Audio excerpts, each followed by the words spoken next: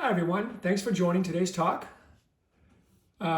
This presentation today is entitled Mood, Emotions, and Your Health. It's a very complicated one, but it's a very important one. And I'll try to do my best to try to simplify it and try to give you the more salient features to note as we move along. There's a lot of information.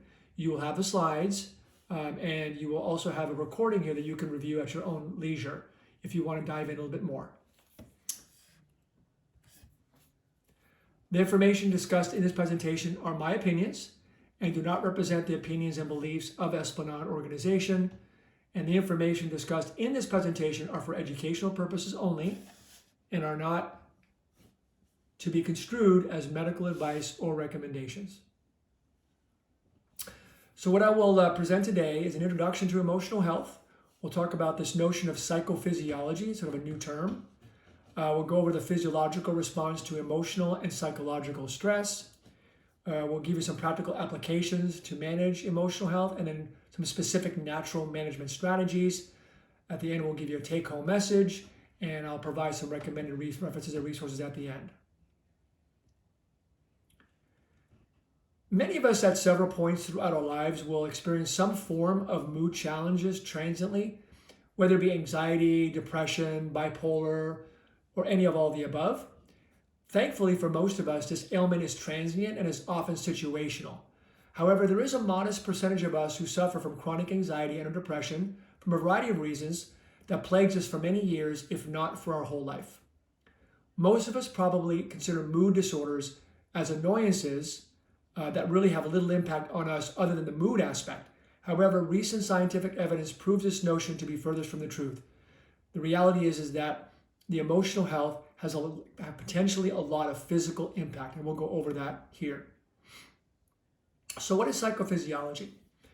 Psychophysiology is a new science that investigates the connections between mind, brain, and systemic physiology. The autonomic nervous system, which is more like our automatic nervous system, has its roots in the brain and influences most major organ systems such as the heart, lungs, vascular system, GI tract, liver, urinary bladder, hormone endocrine system, and the immune system. So given that, one can already begin to imagine how emotional aspects can have direct impacts on our physical state because of these connections.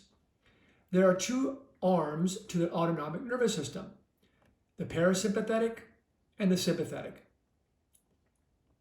The parasympathetic system is more designed to rest, to calm us, to help with digestion, to promote cellular repair, to relax. It's also anti-inflammatory, while the sympathetic arm is that fight or flight response that we get, which is typically very excitatory. It slows down digestion. It's much more stimulating. It impairs cellular repair. It mobilizes energy for purposes of the fight or flight response. And it's important to know that many of us who have chronic stress, chronic depression, have a tendency to be more sympathetic dominant, in that we have less parasympathetic activity. And as a result, this can lead, as you'll see in a little bit, to chronic low-grade inflammation and a variety of other problems. This autonomic control of the autonomic nervous system is modulated by a primitive center in the brain called the hypothalamus, which also regulates one of the body's master glands called the pituitary gland. And the pituitary gland is one of the major glands that produces a lot of hormones that control other glands. In addition to controlling its own, like for example, growth hormone is an example of a direct hormone that doesn't control another gland, but things like TSH controls the thyroid, ACTH controls the adrenals, FSH and LH control the ovaries and testes, for example.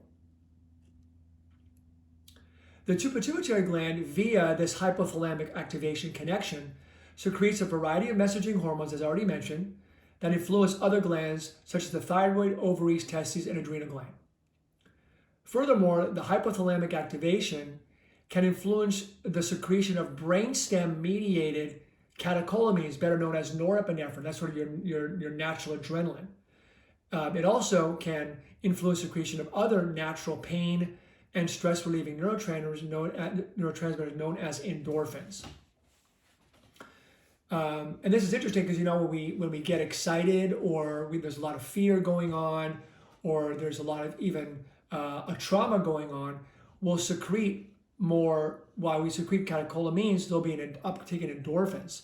And endorphins will kind of help to blunt the pain. That's why people, for example, who've been shot in the field in Vietnam or in wartime situations may transiently have a depression of their pain sensation because of these endorphins. But then once that sort of situation resolves and the levels drop, then people start feeling more pain, as you can imagine. Endorphins not only make us feel good, but they can influence immune function as well as peripheral and central, meaning brain, inflammation. And that's going to be important because brain inflammation ultimately is what can cause, or is the process that leads to depression and many other cognitive disorders of the brain. So inflammation, keep that in your mind. That's going to be something we'll talk about over and over again.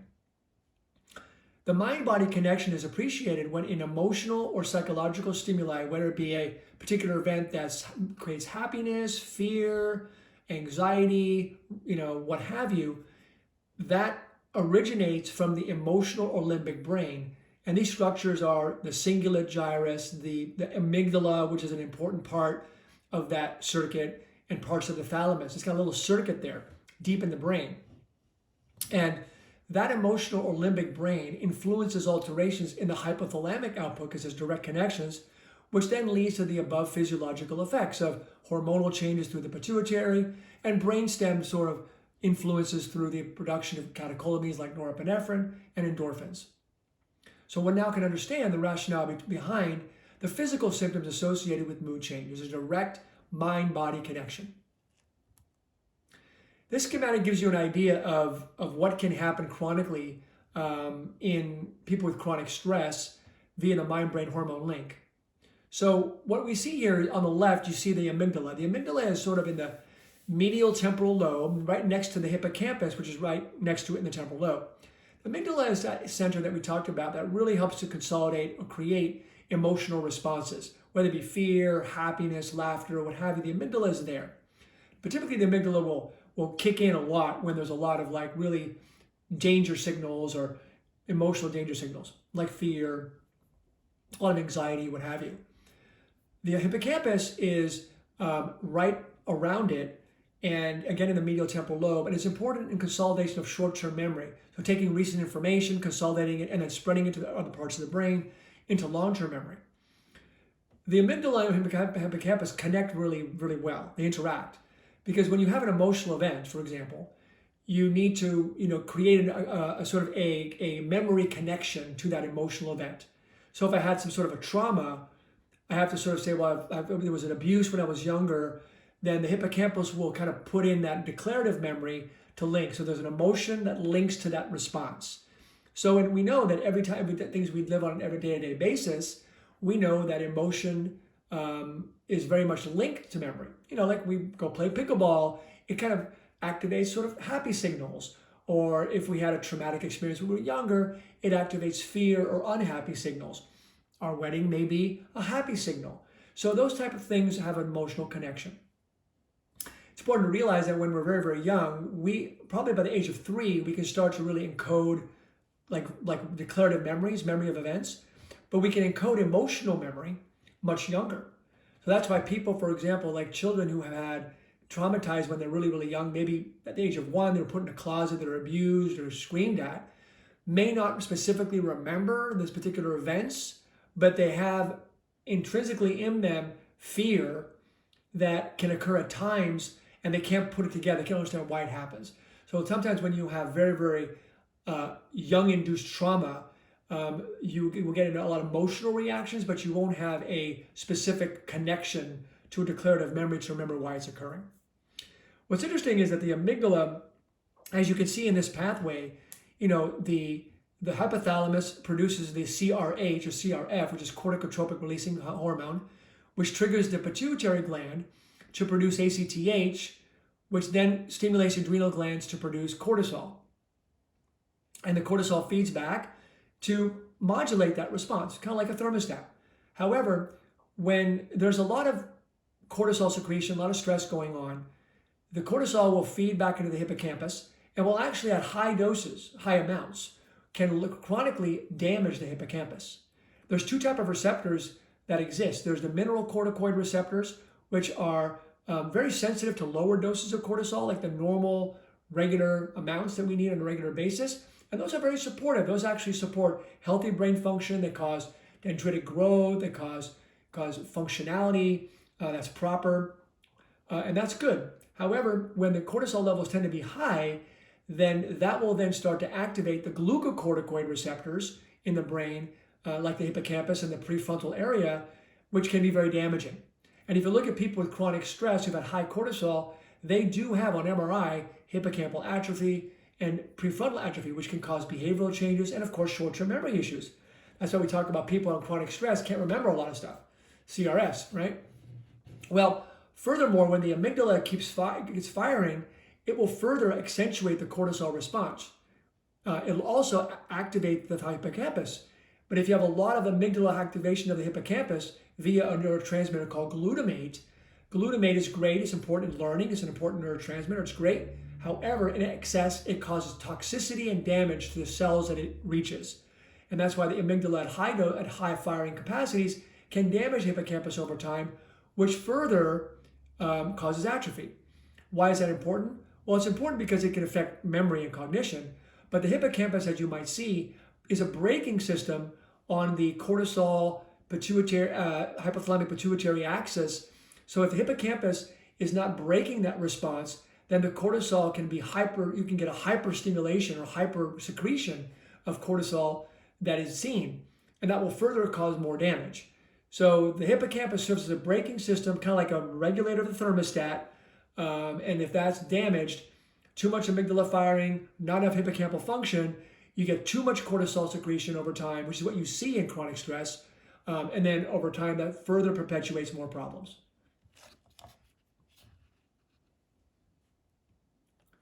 We kind of mentioned a lot of this already, but I'll kind of repeat it just so you kind of put it into context. So what are some of the upstream or more brain sort of responses? So we know that stress enhances amygdala activity. Like anxious patients have a lot of amygdala hyperactivity, as we mentioned. Amygdala will stimulate the hypothalamus and the hippocampus. The corticotropic releasing factor from the hypothalamus stimulates the anterior pituitary to release a long peptide that's broken up into three parts.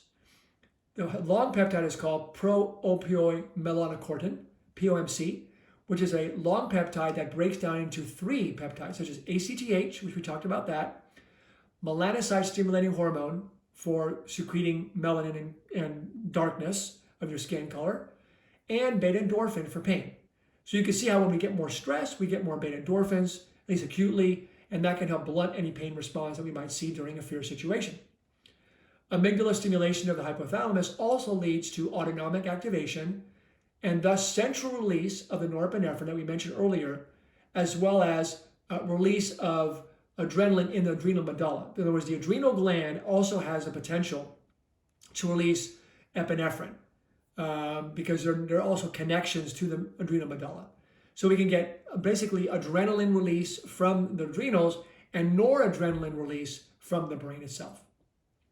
Overstimulation of the hippocampus by the amygdala, as we mentioned earlier, via the glutamate, can over time cause damage to the hippocampus.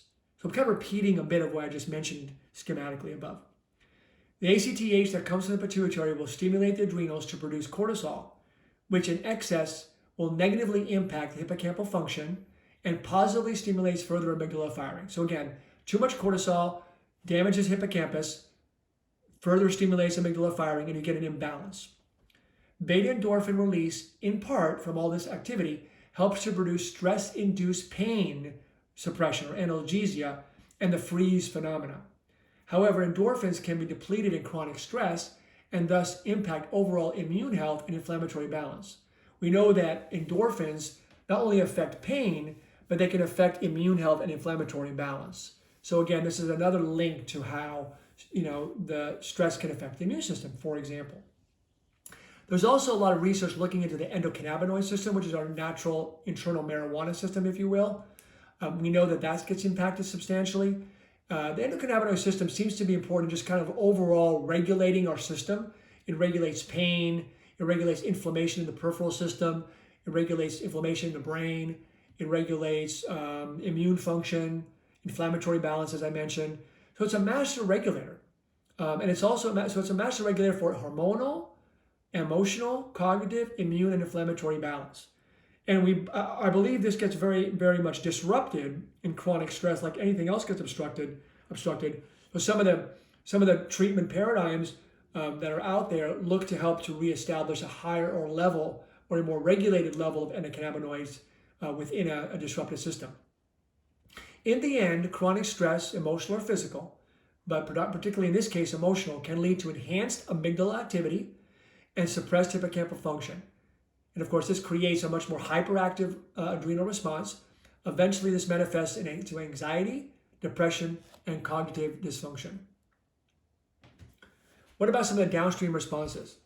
So as we go down a little further, we talked about excessive adrenaline, norepinephrine, cortisol occur initially during the adrenal alarm phase, but also there's another hormone called DHEA. DHEA is secreted by the adrenal glands. It's sort of the yin and the yang. It helps to counterbalance any of the negative effects of cortisol. So when we get an acute stress response, all four of those neurotransmitters/hormones get secreted, which is important. But excessive cortisol and norepinephrine will hyperactivate and kindle the amygdala, as we mentioned earlier, which increases hypervigilance, anxiety, and insomnia. It increases the activation of that system. Glutamate is a neurotransmitter we mentioned earlier that is released from brain excitation, and itself directly stimulates and overexcites the amygdala.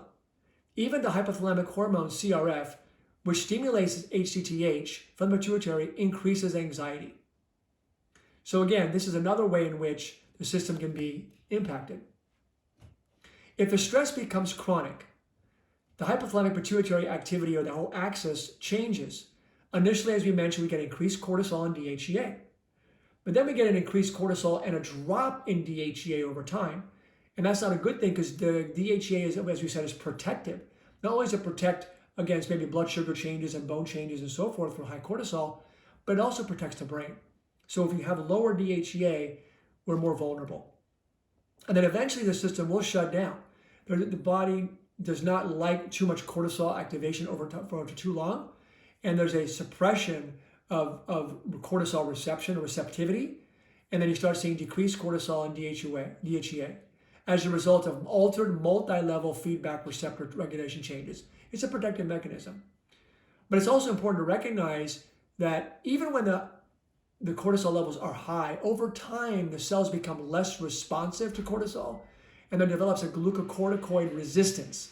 And that glucocorticoid resistance is such that the system doesn't respond anymore, kind of like you have insulin resistance.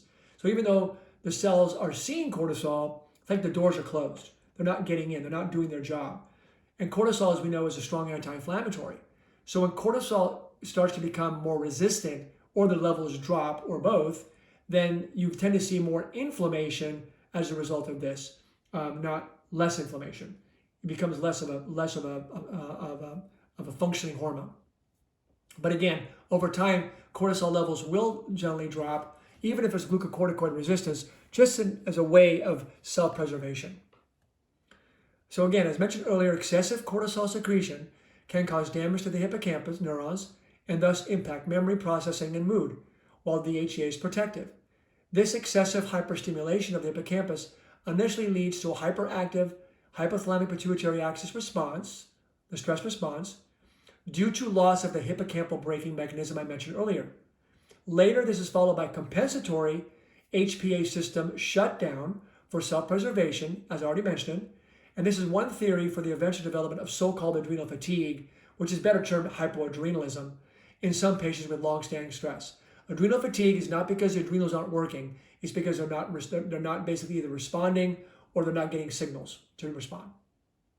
Whether high or low, the cells eventually become resistant, as I mentioned earlier, to cortisol or cortisol resistant or glucocorticoid resistance after long-term cortisol hypersecretion. Altered hypothalamic pituitary axis activity can lead to immune dysfunction, insulin resistance, inflammation, increased central fat adiposity, and increased gut barrier function. So we know that stress can lead to leaky gut.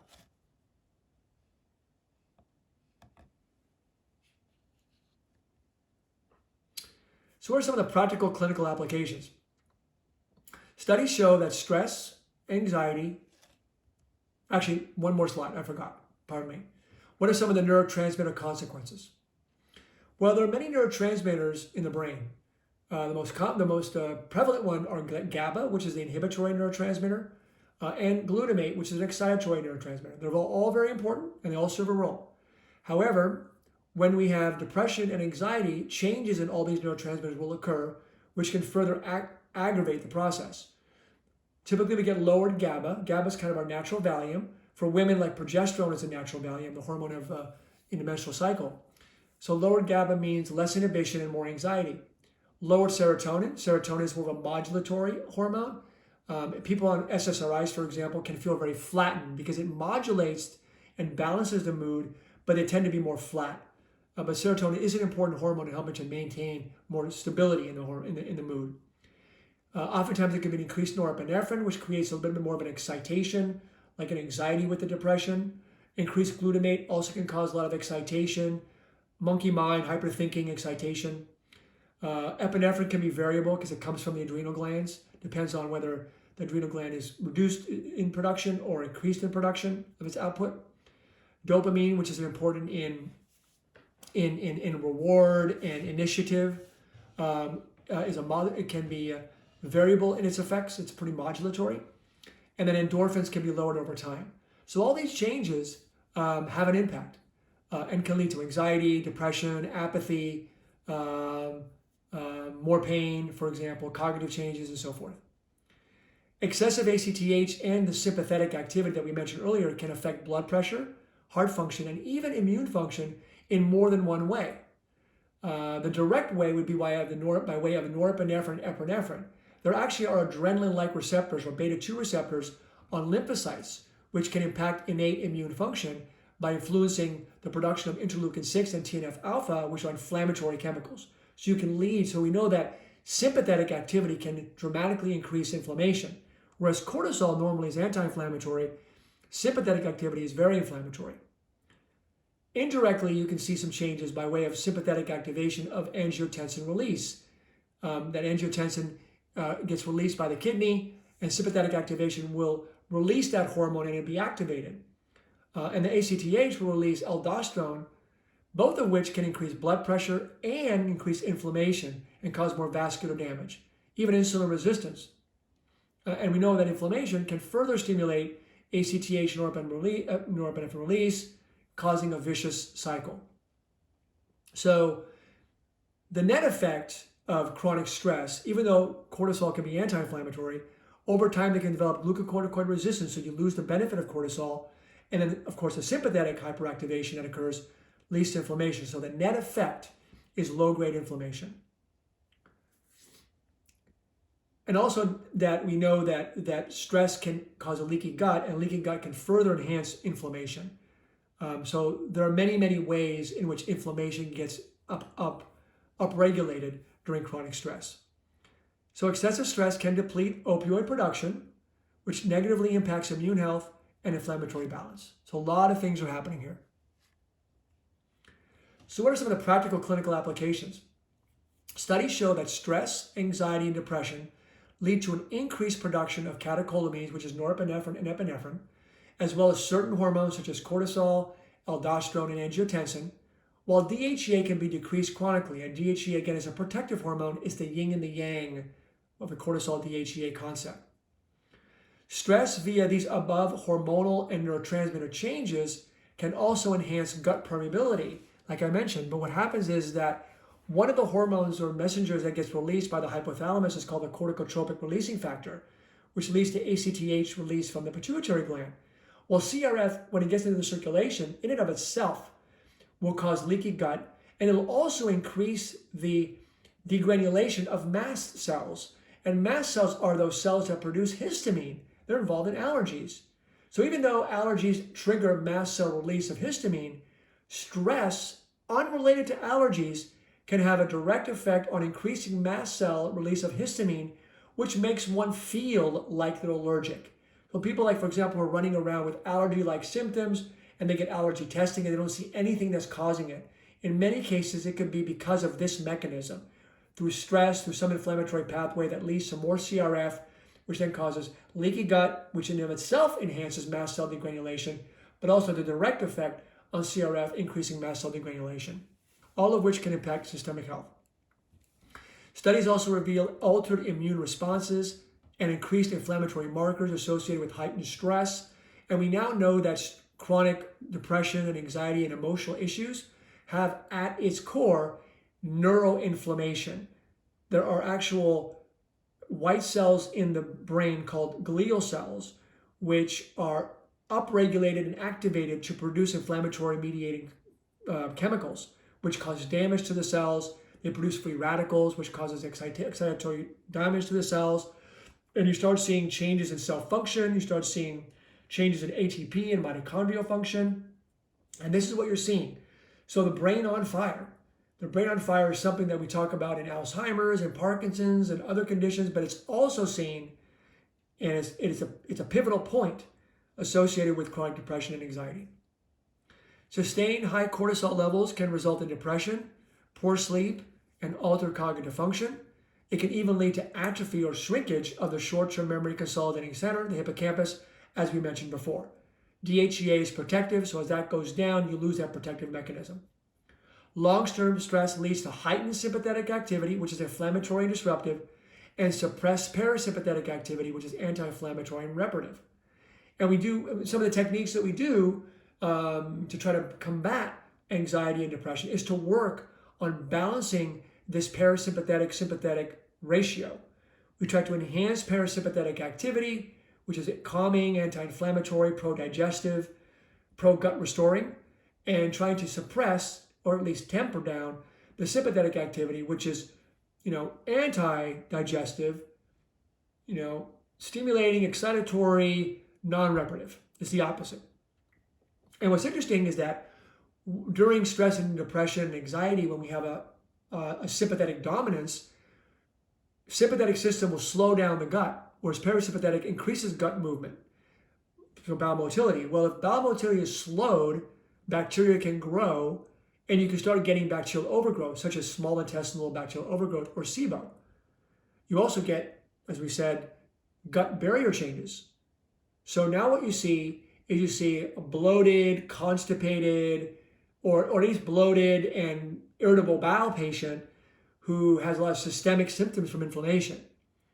And they've got a lot of bacterial overgrowth. So stress in and of itself, through all the connections we mentioned, can lead to gut issues, particularly leaky gut or hyperpermeability of the intestinal tract, as well as small intestinal bacterial overgrowth, better known as SIBO.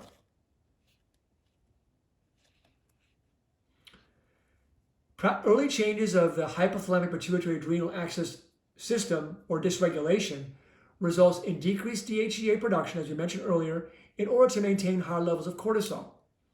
Long-term stress can lead to, over time, a self-preservation sort of HPA hyporesponsiveness, which is low cortisol, which has been associated with fibromyalgia, chronic fatigue, even PTSD.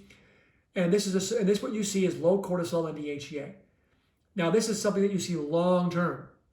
And even when you have the high cortisol earlier in the midpoint of this whole process, after a while, you become cortisol resistant. So it's almost like you have parts of cortisol's function become resistant. So in some ways, it's kind of like having a low cortisol to a certain extent. Not completely, but to a certain extent. Stress increases inflammatory markers through the mechanisms we talked about earlier, the sympathetic activity, the secretion of adrenal hormones like aldosterone, the secretion of kidney hormones like angiotensin. All those increase inflammatory markers. And that can further enhance and increase cortical secretion, which is a positive feedback loop. Makes things worse. Anxiety and depression can lead to the following conditions: obesity, metabolic syndrome, cognitive decline, cardiovascular disease, cerebrovascular disease. So after all this fire hose amount of information, what can we do? Well, obviously, if someone has chronic depression, anxiety, you definitely want to seek out a behavioral consult, a psychologist, a marriage family therapist, an LCSW social worker, a psychiatrist, whatever works for you to help at least take you out of harm's way and get you on a decent plan. But the things that are more natural that you can do, mind-body health programs like mindfulness and trauma release, especially if there's PTSD, can be very helpful in helping to sort of reframe the process and really improve some of the aspects of depression, anxiety, and even trauma. Acupuncture, which works on the meridian system and our sort of magnetic energy systems, can really be helpful for relaxation and pain modulation. It's also been helpful to help craving for food, drugs, smoking, and alcohol. So acupuncture is a good idea to consider. Heart math biofeedback is a technique that uses heart rate variability, which is basically, it measures your heart rate and measures how much it goes up and down when you're breathing. Typically, when we have lowered parasympathetic activity or sympathetic dominance, we tend to really have very little variability in our heart rate when we breathe in and out. And then when we tend to sort of get into a better state, where we tend to sort of do a positive emotion, positive thinking, and good deep breathing, the machine or the device will show that we're getting much better heart rate variability. The ups and downs of the heart rate are much more sinusoidal and more regulated. And that's an indication that your body's really getting into much more of a parasympathetic situation and is actually creating a lot more potential for relaxation. And again, the more parasympathetic you have, the better your digestion is going to be, the more calm you're going to feel, the more reparative you're going to be, the better sleep you're going to have, and the better bowel motility you have as well, and less inflammatory. Vagal nerve stimulation and cranial electrical therapy stimulation are electrical stimulation techniques that have been shown. They're very low voltage microamp type of stimulations that can help sort of repair and restore healthy functionality within the brain. Probably they work by influencing the vagal nerve in some ways. At least the vagal nerve stimulation does that. The cranial electrical therapy stimulation may do the same, but it is providing microcurrent into the brain through the earlobes. Typically, you would apply it for 20 to 30 minutes a day, and after a few weeks, you will see improvements in anxiety, insomnia, and depression, and pain modulation. Yoga has a lot of data. Yoga tends to sort of enhance the parasympathetic system, so it can help with digestive function, calming, relaxation, blood pressure, immune health. The same with meditation. They all do great with that. Laughter, love, gratitude are really, really important. They're the key to a healthy sort of state. So trying to do laughter yoga, for example, is a great idea. Try to surround with people you care about and you love. Try to get that negative energy out of your life and truly surround yourself with people who are uplifting, who are providing sort of unconditional love, provide gratitude, volunteer, give back, spiritual connection, create community, create purpose. All those things are really, really important to optimize mental and emotional health. Massage is wonderful for that as well. Exercise, especially low to moderate intensity exercise, can really make a difference. High intensity exercise when you have anxiety and depression can be a bit counterproductive, but low to moderate exercise can definitely improve emotional state. Nutrition and GI health, we talked about the Mito food plan in the past, sort of a low carb, high modest protein, high healthy fat, lots of fruits and vegetables, and lots of healthy oils and seeds. That program tends to really be very supportive for healthy brain function, for reduced inflammation, reduced pain, for improved gut health, all of which can be very, very helpful for emotional health. And there's a variety of supplements that can be helpful. Fish oil is really important for anxiety and depression and cardiovascular health. Fish oil with the EPA and DHA forms of omega-3 have a significant impact on brain health, both for cognition and mood. They can affect neurochemical modulation like neurotransmitters, and it can affect overall cell function as well as inflammation in the brain. Ashwagandha is one of the best studied herbals that has been shown to really help with repairing the cells that have been damaged by chronic stress, as well as helping to modulate the cortisol response at the pituitary gland. It also has other effects on, cell functionality, resilience, and so forth. So ashwagandha is a wonderful, wonderful herb. Typically, people will use 500 milligrams to 1,000 milligrams a day of ashwagandha, high quality ashwagandha. Magnolia officinalis is another herb. It's designed specifically to help reduce high cortisol, typically taken at nighttime. Integrated Therapeutics has a really good product called Cortisol Manager, which can help really reduce cortisol, as well as norepinephrine. So when people are really amped up, that's a good one to use. But note that if your cortisol is kind of low, you might feel too sluggish on it. So it's really designed for people who are really amped. L-theanine is the amino acid in green tea. You may have wondered why green tea is so calming. It's not the caffeine, it's the L-theanine. L-theanine is a phenomenal amino acid that is very neuroprotective on the brain. It helps to modulate glutamate. It helps to improve GABA. It improves dopamine. It kind of calms down norepinephrine. It modulates serotonin. It's a really great amino acid. It's been shown to be helpful for overall focus, for ADD and ADHD.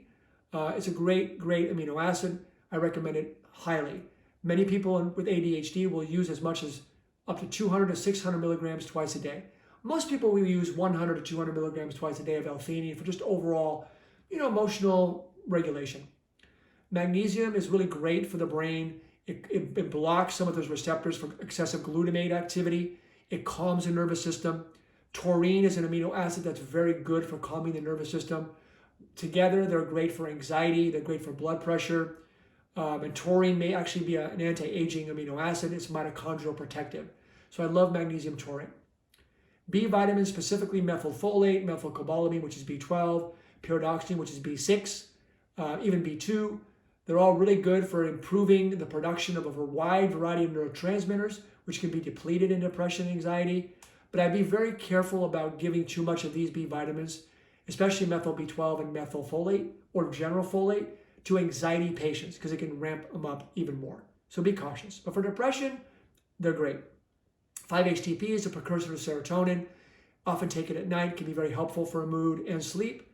Pharma-GABA is a highly well-studied form of GABA, a fermented form of GABA that's been shown to get into the brain and be very calming and relaxing and supportive without being addictive. And there's a wide variety of other ones. N-acetylcysteine helps with glutamate regulation. Lithium orotate protects the brains and modulates a variety of neurochemicals. Phosphatidylserine reduces cortisol. Vitamin D helps improve overall brain function, to include serotonin upregulation in the brain. CBD oil is beginning to get some traction, may have a positive impact on depression and anxiety, but be careful with CBD and other cannabis type products.